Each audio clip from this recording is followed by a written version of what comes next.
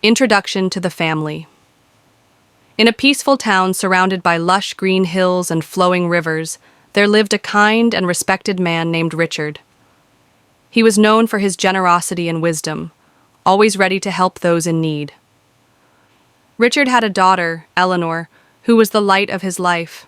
She was a gentle soul, with a heart full of kindness and a smile that could brighten even the darkest days. Since the passing of her mother when she was just a child, Eleanor had been raised by her father with love and care. Despite the pain of loss, their bond remained strong, built on trust, respect, and mutual understanding. However, as years passed, Richard began to feel the burden of raising Eleanor alone. He wanted her to have a motherly figure in her life, someone who could guide her as she grew into a young woman. That was when he met Margaret. She was a charming and graceful woman who appeared to be everything Richard had hoped for. She spoke sweetly, carried herself with elegance, and seemed genuinely interested in becoming a good mother to Eleanor. After a brief courtship, Richard decided to marry Margaret, believing he had finally found a loving wife and a caring mother for his daughter. Eleanor, eager to see her father happy, welcomed Margaret into their home with an open heart. She longed for a mother's warmth and was ready to embrace her new stepmother with love and respect. At first, Margaret treated Eleanor kindly, showering her with affection in front of Richard. She would smile warmly and speak gentle words, creating the perfect illusion of a devoted stepmother. Richard, convinced that his daughter was finally receiving the motherly love she deserved, felt at peace with his decision. But behind closed doors, Margaret's true nature slowly began to emerge. When Richard was away, her demeanor changed completely. Her sweet words turned sharp and her warm gaze became cold and calculating. She would find faults in everything Eleanor did, criticizing her for the smallest mistakes. She assigned her endless chores and dismissed any effort Eleanor made to bond with her. It didn't take long for Eleanor to realize that the love Margaret had shown was nothing more than a facade. Despite the sudden change in Margaret's behavior, Eleanor chose to remain silent, hoping that one day her stepmother would truly accept her.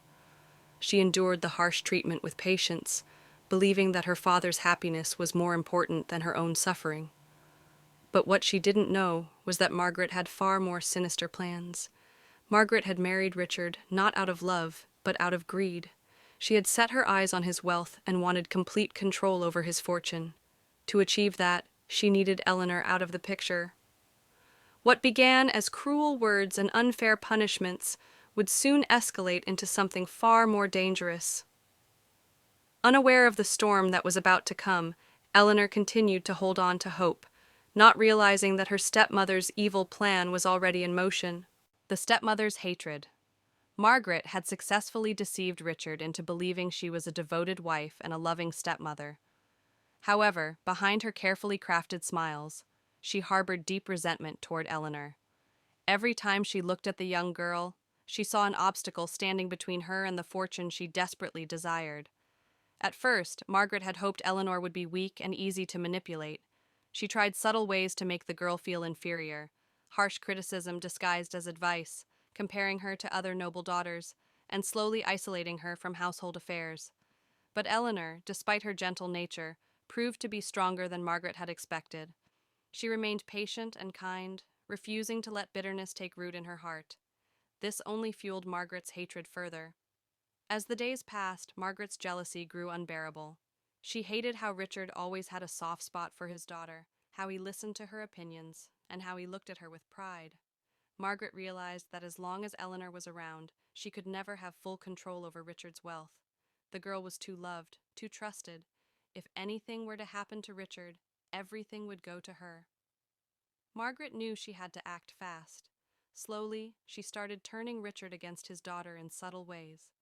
She would sigh and shake her head whenever Eleanor spoke, pretending to be concerned about her poor manners or lack of discipline. She staged small incidents where Eleanor appeared careless or disrespectful, ensuring Richard saw only what she wanted him to see. She convinced him that the girl needed strict discipline, and with time, Richard unknowingly began to doubt his daughter. But Margaret knew that simply turning Richard against Eleanor wasn't enough. If she truly wanted to claim the fortune for herself, Eleanor had to disappear, permanently. And so she began crafting a far more sinister plan, one that would ensure the girl was gone for good.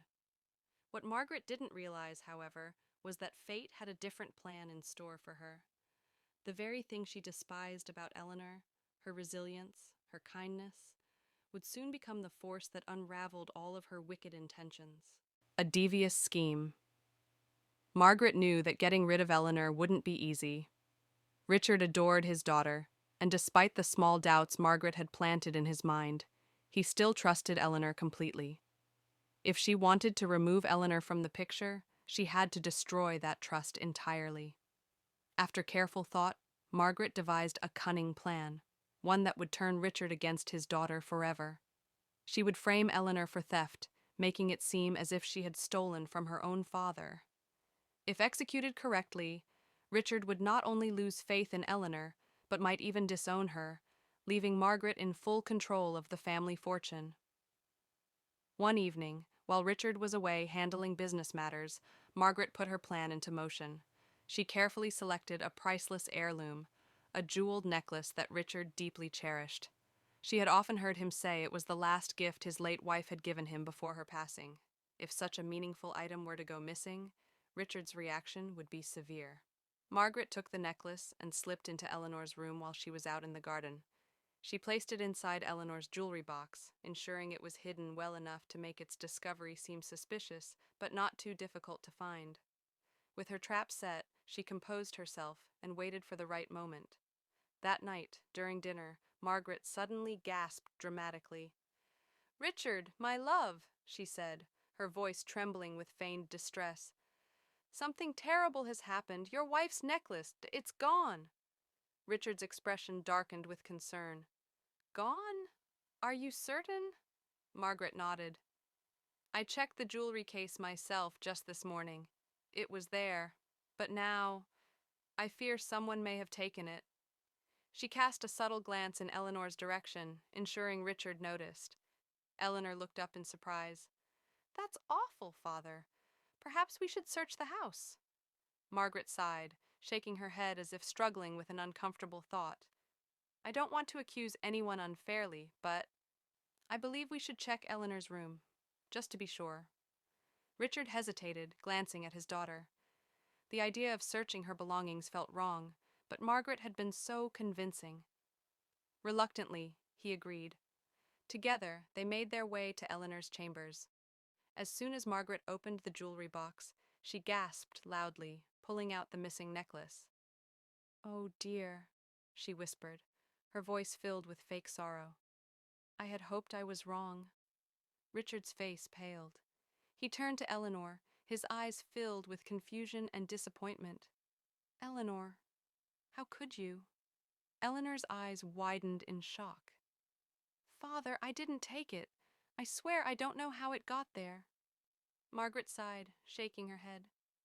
"Perhaps she made a mistake, or maybe she needed the money for something she was afraid to tell us." Richard's heart wavered. His love for Eleanor clashed with the overwhelming evidence before him. Margaret had succeeded. Doubt now clouded his judgment. But little did she know, fate had a way of revealing the truth. And soon her devious scheme would begin to unravel. The Daughter's Struggle. In the quiet village of Thakurpur, there lived a young girl named Mira. With eyes as bright as the morning sun and a heart as pure as untouched snow, Mira was known for her innocence and grace. Yet, fate had other plans for her. One fateful day, an incident occurred that would change Mira's life forever. Her father, the village's most respected farmer, was accused of a crime he did not commit. The entire village was in uproar, and the blame was soon placed on his daughter, Mira. Whispers filled the air, fingers were pointed, and without any evidence or a fair trial, Mira was publicly accused of dishonoring the family's name. Mira, stunned and confused, didn't understand the reason behind the accusation. But she soon realized that the truth didn't matter in a world where whispers were louder than words. Her silence, her meekness, and her innocence became the reasons people used to call her guilty. The village, A place that once embraced her with warmth now turned its back on her. The elders, too, decided that punishment was the only way to restore the family's honor. They knew not of the truth, but of the pressure to maintain the facade of tradition. Mira was stripped of her dignity, punished for a crime she never committed. Yet despite the injustice, Mira did not break. Her body bore the scars, her heart carried the burden, but her spirit remained unshaken. In the dark corners of her world, where the pain seemed unbearable and the loneliness almost suffocating, Mira found solace in a single truth: hope.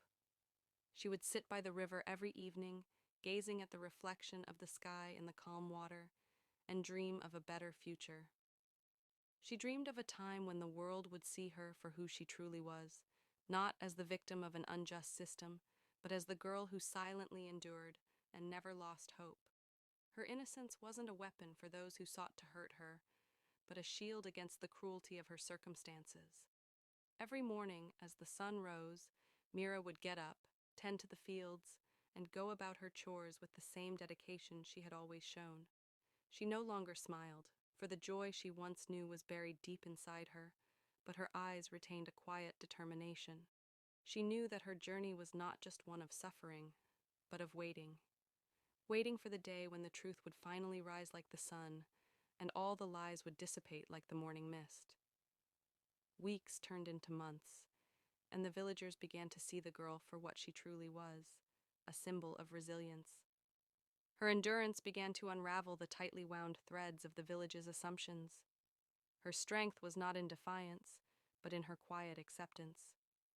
Mira didn't have to speak up for herself, for her silence spoke volumes. One day, after a long season of hardship, a stranger arrived in Thakurpur, carrying with him the truth. The real culprit, someone who had tried to escape the consequences of his own wrongdoings, was exposed. The lies were finally revealed. Mira's name was cleared, and her father was exonerated. But what remained was the memory of a girl who endured, who never lost hope, and whose struggle became the very essence of her strength. The villagers would remember her not as the accused, but as the daughter who silently stood tall, even in the face of the greatest adversity. An unexpected ally. In a grand, sprawling estate at the edge of a prosperous town, there lived a young girl named Helena. She was the daughter of a once renowned merchant, but since her father's untimely death, her life had taken a sharp turn. Her mother had passed when she was very young, and her father remarried a woman named Clara, who was not as kind-hearted as she appeared. Clara, Helena's stepmother, was a woman of ambition and cunning, always seeking ways to improve her own standing. From the moment she entered the house, she treated Helena like a mere shadow, an obstacle to her grand plans. While Helena's father was alive, he had been her protector, and she was allowed to live a life of comfort and care. But after his passing, the stepmother's true intentions came to light. Clara had no affection for Helena. She saw her stepdaughter as nothing more than a nuisance standing between her and the vast wealth that would eventually belong to her. Her plan was simple: to rid herself of Helena and to claim all of the family's fortune for herself and her own children. But Clara was shrewd, never letting her cruelty show in front of others. She kept up the appearance of a loving stepmother, all the while plotting in secret. One evening, as the household settled into the quiet of night, Helena's trusted servant, a loyal woman named Greta, found herself alone in the kitchen, preparing the evening meal. Unbeknownst to her, the household was silent not only because of the hour, but because Clara had gathered in the study, thinking no one could overhear her scheming. Greta, who had worked in the household for many years, had seen the growing tension between Clara and Helena, but never fully understood the depths of the stepmother's malice. This night, however, as she moved quietly through the hallways, she overheard Clara speaking to an associate, revealing her true intentions. "Once Helena is out of the picture," Clara whispered, "we can finally take control of everything. No one will question our claim to the estate. I'll make sure her inheritance is mine. It will be easy enough, just a little misdirection, a few well-placed rumors. The girl is fragile. She'll break under pressure." Greta's heart sank as she listened, her worst fears confirmed. She had always known Clara was cold, but to hear the extent of her cruelty, to hear how easily she plotted her stepdaughter's downfall, filled Greta with a burning resolve. Helena, the sweet girl who had never wronged anyone, deserved better than this. Greta couldn't stand by and let it happen. The next morning, while Clara was busy with her socialite friends and Helena was left alone in her room, Greta approached her with a quiet but determined step. She knocked softly on the door, her voice barely a whisper. "Helena, my dear, I need to speak with you." Helena looked up, startled by the urgency in Greta's tone. "What is it, Greta?" "I've overheard something," Greta said, her voice shaking slightly. "Your stepmother. She plans to hurt you. She means to take everything from you, leave you with nothing." Helena's eyes widened in disbelief. "No, she wouldn't." Greta nodded gravely. "I'm afraid she will if we don't stop her, but I won't stand idly by. I'll help you, Helena. Together we can stop her." Helena felt a mix of relief and fear. She had never suspected that Greta, a simple servant, would be the one to stand up for her. But Greta's loyalty was unwavering, and Helena knew that with her help, she might finally stand a chance against the scheming stepmother. The two women devised a plan, carefully and quietly. Greta began to watch Clara's movements, gathering pieces of information, while Helena took her time, making sure to document everything she had been hearing. They would need evidence to expose Clara's deceit. As weeks passed, the plan came to fruition. Greta had discovered a series of forged documents that Clara had hidden away, documents that would prove her intent to defraud Helena of her inheritance. With this, they had the leverage they needed. One night, when Clara was out meeting with her associates, Greta and Helena confronted her in the study. Helena, now standing tall with newfound courage, presented the forged documents to Clara. "I know what you've been doing," Helena said, her voice steady despite the storm in her heart. "It's over." Clara's face twisted with rage, but she knew she had been outwitted. The lies she had built around herself crumbled, and soon enough, the truth spread throughout the town. Helena's inheritance was secured, and Clara's scheming was exposed. In the end, it was Greta's loyalty that saved Helena. A servant, once invisible to the rest of the world, had been the one to offer the most unexpected and valuable allyship. Helena had found strength not only in herself, but in the kindness of those who truly cared for her, and together they ensured that the house of deceit would no longer stand. Secret revelations. The night was unusually quiet in the Grand Manor, the silence broken only by the occasional rustling of the wind through the trees outside. Inside, a sense of unease lingered in the air. Lord Edmund, a man of stature and authority, sat alone in his study, staring into the flickering flame of the fireplace. His mind was preoccupied with a troubling thought, a suspicion he could no longer ignore.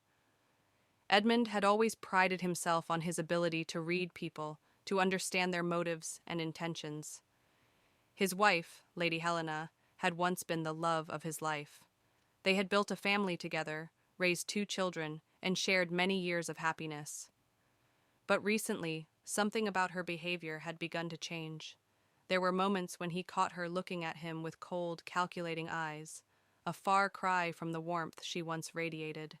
She had become distant, her actions increasingly erratic, as though she were hiding something from him. At first, Edmund dismissed the thought, telling himself that he was simply imagining things. But the more he observed her, the more his doubts grew. She had become more secretive, retreating into her own world when she thought no one was watching. She would often disappear for hours, and when asked where she had been, she would offer vague, evasive answers. Worse still, he had noticed her interactions with certain men, the way they exchanged glances that spoke of something more than mere politeness. The final straw came one evening when Edmund found a letter. Its contents were unclear, as it had been hastily discarded, but the mere sight of it was enough to ignite a flame of suspicion in his heart. It was sealed with a wax emblem he didn't recognize, and its tone seemed too intimate, too familiar. He had never seen Helena so anxious and unsettled as she had been the day he discovered it. Determined to uncover the truth, Edmund decided to take matters into his own hands. He would investigate, but carefully, without alerting his wife to his suspicions. He had learned over the years that subtlety was his greatest weapon, and he would need to be as discreet as possible if he were to uncover the secrets Helena was so desperately trying to hide. For the next few days, Edmund kept a close watch on his wife, following her movements with quiet precision. He would observe her from the shadows, taking note of her strange habits and unexplained absences. He began to see patterns emerge, though they were fragmented at first. There was a meeting every Tuesday evening that she would attend alone, and on those nights, she would return with an air of tension about her. He also discovered that Helena had been sending letters to someone, though the correspondence was always conducted in secret. One night, Edmund's chance came. He had followed Helena to a secluded part of the estate, a place she often visited when she thought no one would find her. He hid behind a column, watching as she met with a man Edmund did not recognize. The conversation was brief, but Edmund could tell from their body language that they shared a closeness that went far beyond what was proper. The man, tall and well-dressed, handed Helena a small package, and with a final, lingering touch, he left. Helena stood still for a moment, watching the man disappear into the shadows, before she slowly made her way back toward the house. Edmund, his heart racing, knew this was the moment he had been waiting for. He had seen enough. The following evening, Edmund confronted his wife in the privacy of their chambers. Helena, startled by the sudden confrontation, tried to play innocent, but Edmund was not fooled. He looked into her eyes, no longer the eyes of a loving husband, but the eyes of a man who had seen the truth. "I know what you've been doing," Edmund said, his voice calm but firm. "I know about the meetings, the letters, the secrets you've been hiding. It's all been a lie, hasn't it?" Helena's face paled, and for a moment she seemed lost for words. The facade she had so carefully constructed began to crumble. She had been caught, and there was no escaping the truth. I never meant for you to find out," Helena whispered, her voice trembling. "But I couldn't continue living a lie. I've been seeing someone else. It's not what you think, but it's true. I was lonely, Edmund. I wanted more than what this marriage could offer me. I've been trying to find a way out, but I never wanted to hurt you." Edmund's heart sank, a wave of betrayal crashing over him. The woman he had once trusted with his whole life had been deceiving him, and it was in the quietest of moments, when he wasn't paying attention, that she had woven her web of lies. The man she had been meeting, her lover, had been the catalyst for her growing distance from him, but it wasn't just the affair. It was the shattered trust, the feeling of being alone in a marriage that had become a mere formality. "Why?" Edmund asked, his voice barely above a... The turning point. The old manor had always been a place of memories, both cherished and painful. The walls whispered tales of the past, and the rooms held secrets that seemed to linger in the air like dust. Among the many rooms, none had been more meaningful to young Eliza than her mother's study. It was a place where she had spent countless hours as a child, curled up in the warm glow of the fireplace, listening to her mother's soft voice, teaching her about life, love, and the world beyond the estate. But now her mother was gone. Eliza's father, who had never fully recovered from her mother's untimely death, had remained distant and consumed by his grief. Though Eliza was now a young woman, she still felt the void left by her mother's absence every single day. The memories of her mother, her laughter, her wisdom, her touch, were fading like distant echoes. One stormy afternoon, as Eliza was sorting through the attic, she stumbled across an old trunk. The trunk had been tucked away in a corner, covered in layers of dust and forgotten by time. It was a relic from a past she had long buried in her heart, a relic from the time before her mother's death. With trembling hands, she pulled it down and opened it, the hinges creaking loudly in the stillness. Inside the trunk were a collection of old books, a few trinkets, and several letters tied with a faded ribbon. At first, Eliza thought nothing of them, assuming they were simply remnants of her mother's life. But one letter, slightly apart from the rest, caught her attention. It was addressed to her, "To my dearest Eliza." The handwriting was unmistakable, the familiar curves of her mother's script stirring a sense of longing in Eliza's chest. With a quiet breath, Eliza untied the ribbon and unfolded the letter, her eyes scanning the words with a sense of unease. As she read, her heart began to race, each sentence sending a shockwave through her body. My dearest Eliza, if you are reading this, then I am no longer by your side. I wish I could be with you, to hold your hand and guide you through the life ahead. But I must leave you with a burden, one that I had hoped would remain hidden, for your sake and for the sake of your father.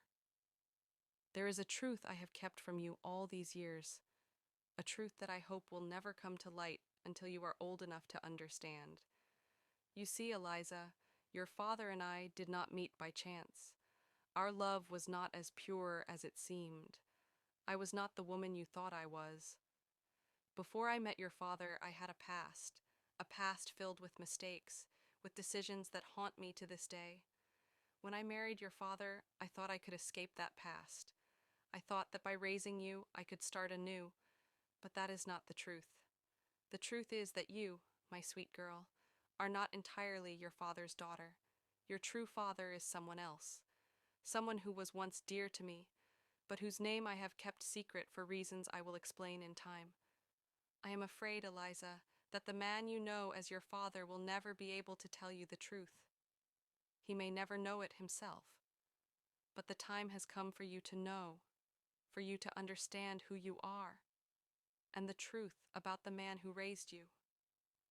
Please forgive me for keeping this secret for so long. I only wanted to protect you from the pain of it all. But now it is time for you to make your own decisions, to discover your own truth. With all my love, your mother. Eliza's hands trembled as she finished reading the letter. She had to read it again, to absorb the shocking words. The revelation was beyond anything she could have ever imagined. Her mind raced with questions, each one more painful than the last. How could this be true? How could her mother, the woman she had trusted above all others, have kept such a monumental secret from her? And what did it mean for her father, the man who had loved her unconditionally? She sat down, the weight of the letter sinking into her chest.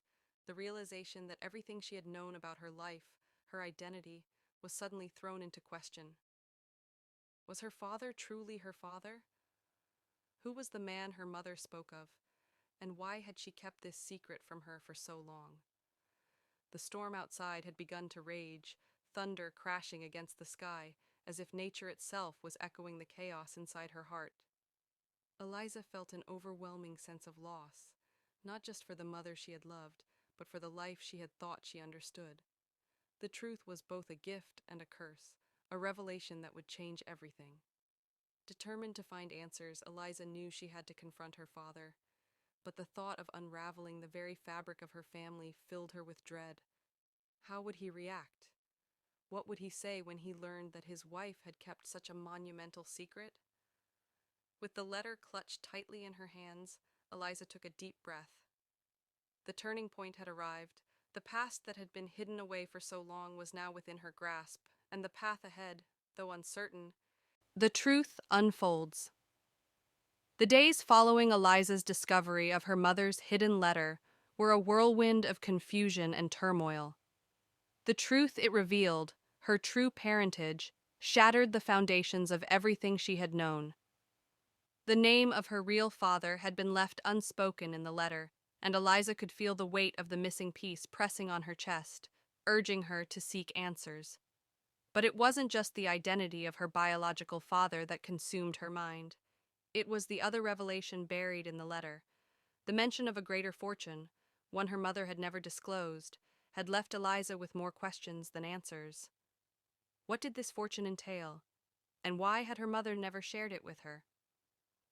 Her mother had gone to great lengths to hide the truth, but the secrets of the past were now coming to the surface, one painful layer at a time. With her heart heavy, Eliza turned to the one place she had avoided for years, the family estate's hidden vault, the very vault that had long been off-limits to her. Her mother's letter had alluded to something important stored there, a legacy tied to her true identity. Eliza knew she could no longer put off what had to be done. She needed to uncover the truth, no matter the cost. One rainy evening, when the house was quiet and her stepmother, Lady Helena, had gone to visit friends, Eliza decided to act.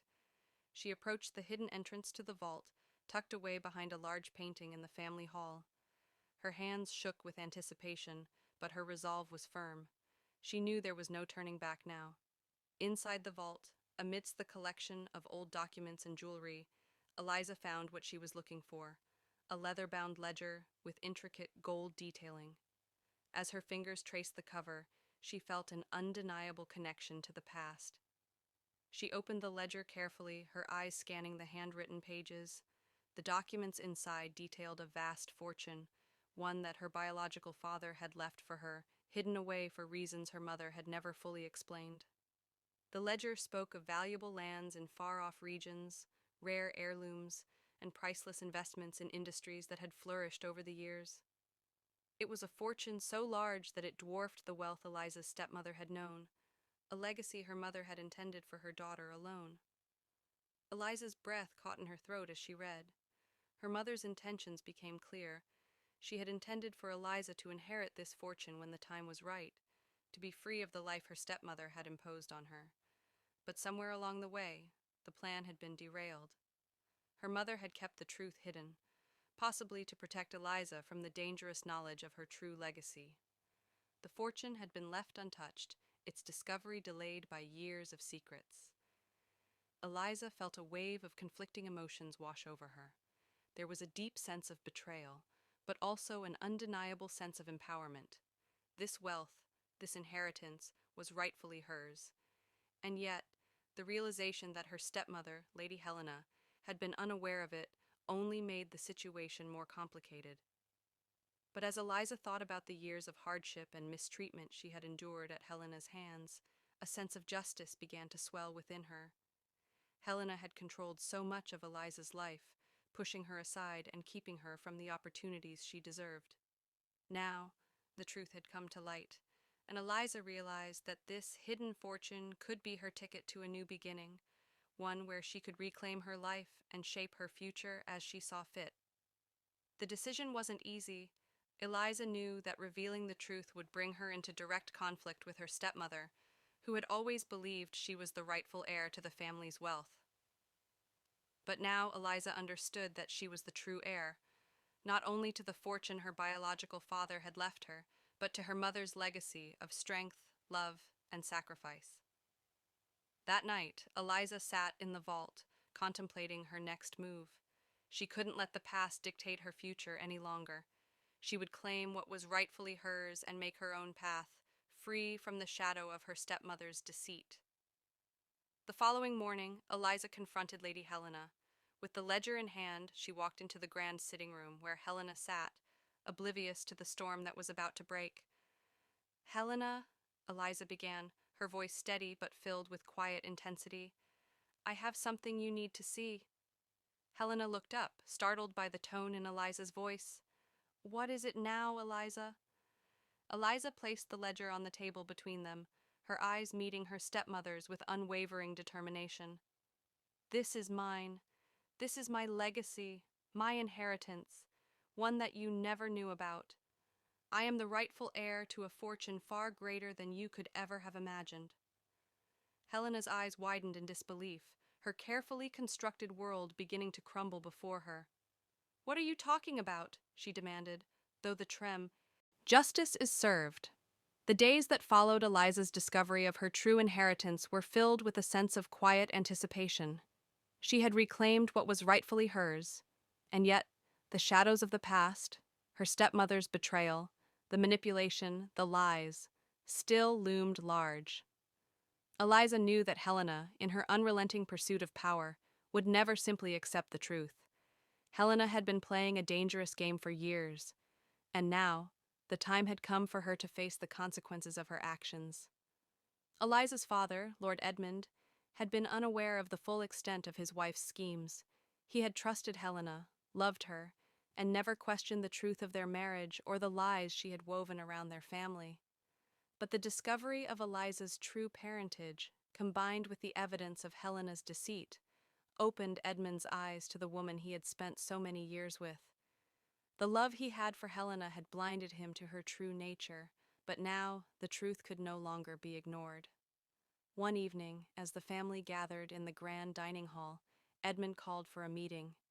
The air was thick with tension as Eliza and Helena sat at opposite ends of the table, the unspoken weight of the situation hanging heavily between them.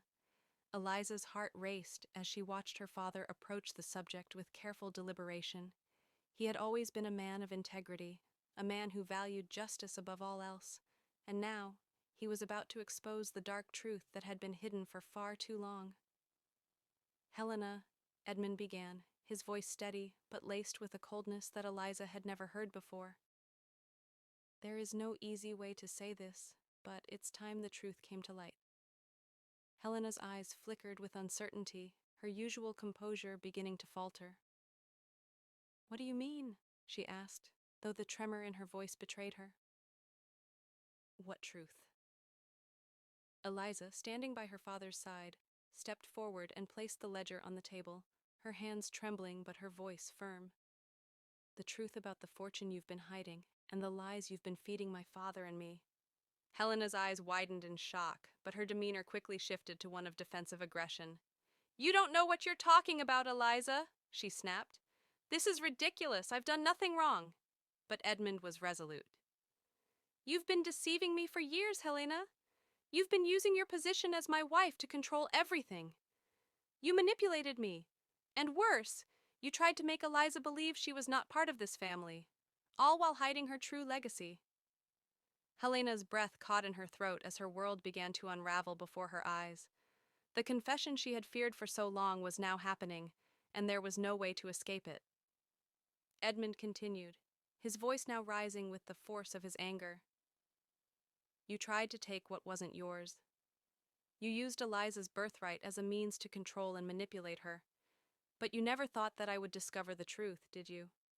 You thought you could keep it hidden forever, but your lies have caught up with you." Helena's face twisted with fury. "You think you can just accuse me of such things? After all I've done for this family? I'm your wife. I've stood by you through everything." Eliza stepped forward, her voice cutting through the tension. "No, you haven't, Helena. You've stood by your own selfish interests, using my father's grief and my own vulnerabilities to secure your place in this family. You've never cared for me. You've only cared about power." The room fell into an uncomfortable silence as Eliza's words hung in the air. Helena's face turned pale, her attempts to maintain control slipping away with every passing second. The weight of her own guilt bore down on her, and for the first time, she seemed truly vulnerable. "You don't know anything about what I've sacrificed," Helena spat, though her words lacked conviction. "I was doing what was best for all of us." "No," Eliza said firmly, her voice unwavering. "You were doing what was best for you, and now you're going to face the consequences of your actions." Edmund, standing tall and with a newfound resolve, turned to his wife. "Helena, your actions have torn this family apart. You lied, manipulated, and deceived me, and you tried to keep Eliza from knowing the truth about who she really is. I cannot and will not allow this to continue." Helena, realizing the gravity of the situation, tried to plead with Edmund. "Please, Edmund, don't do this. Think of everything we've built. Think of our life together. I was only trying to protect us." But Edmund was no longer listening to her pleas. His mind was made up. "You've destroyed the trust between us, Helena. You've stolen from Eliza and me both. Your greed has poisoned this family for far too long." In that moment, Edmund turned to his daughter, his expression softening. "Eliza, I am so sorry for not seeing it sooner. I should have protected you. I should have known that you were deserving of so much more A happy ending. The dust had settled. The storm of deceit and betrayal had passed, leaving behind a new sense of clarity, and with it, a chance for healing. Eliza stood by the window of the grand family manor, looking out over the sprawling estate. The sun, which had been clouded by years of uncertainty and manipulation, now shone brightly, casting a warm glow over the land. For the first time in years, Eliza felt the weight on her shoulders lift, as though the oppressive darkness of the past had been swept away by the winds of truth. With her stepmother gone, and the truth about her birthright now fully acknowledged, Eliza had regained her rightful place within the family. Her father, Lord Edmund, had made sure that everything was set in motion to restore what was hers: the fortune her biological father had left her, the family legacy, and a place by her father's side. The life she had once feared she would never know was now within her grasp. The first weeks following the exposure of Helena's deceit were filled with legal matters, financial settlements, and the careful reorganization of the family's affairs. Helena, now disbarred from the family's wealth and influence, had been forced to leave the estate. Her departure was swift, and though she fought tooth and nail to maintain her position, she found herself without allies. Her once stronghold of control had crumbled, and she had nowhere left to turn. The doors of the family estate were closed to her forever, but while the legal matters were important, it was the emotional rebuilding that took center stage. Eliza's relationship with her father had always been strained. Both had suffered in silence, each caught in their own grief and misunderstandings. But with the revelation of the truth, Edmund's eyes had opened to the depth of his love for his daughter. He was now more determined than ever to make amends, to right the wrongs of the past, and to rebuild the bond they had both lost. In the days that followed, Edmund and Eliza spent time together, talking about their shared history, their hopes, and their dreams. Edmund apologized for his role in the years of neglect, vowing to protect her with everything he had. Eliza, in turn, found herself forgiving him, not out of obligation, but because she realized that the love between them was still strong, buried beneath the hurt and time that had passed. The family's estate, once a place of tension and silence, became a home filled with laughter again. Eliza had reclaimed not just her inheritance, but her place within the family, a place where she was loved and valued. Edmund made sure that she was involved in the decisions regarding the estate's future, asking for her insight and leadership. Together, father and daughter made plans to expand the family's lands, invest in new ventures, and ensure that Eliza's legacy was as strong as her mother's had been. The mansion that had once seemed so cold and unwelcoming now felt full of life and possibility. As time passed, Eliza's newfound peace began to spread through the manor. No longer was she the silent daughter, overlooked by her stepmother. She was now the rightful heir, and her voice was heard. The staff, who had once whispered behind closed doors, now respected her as the true lady of the house. The once oppressive atmosphere in the manor was replaced with one of harmony and mutual respect. And then there was love. In the midst of it all, Eliza had found the space to grow into the woman she had always hoped to be. She discovered that with her newfound confidence came the opportunity to open her heart once more. One evening, as she walked through the estate's lush gardens, she found herself standing beside a tall, wooden trellis covered in ivy. It was there that she encountered James, a young and kind-hearted man who had worked alongside her father in the family's business for years. He had always admired Eliza from afar, but now, with the past behind them, their connection began to flourish. James had been a steady and gentle presence in Eliza's life since the beginning of her troubles, offering quiet support when she needed it most. His love for her had always been sincere, and as they spent more time together, they began to realize that their bond was deeper than they had imagined. They shared dreams of a future filled with purpose, not just for themselves, but for the family and the estate they both cared about.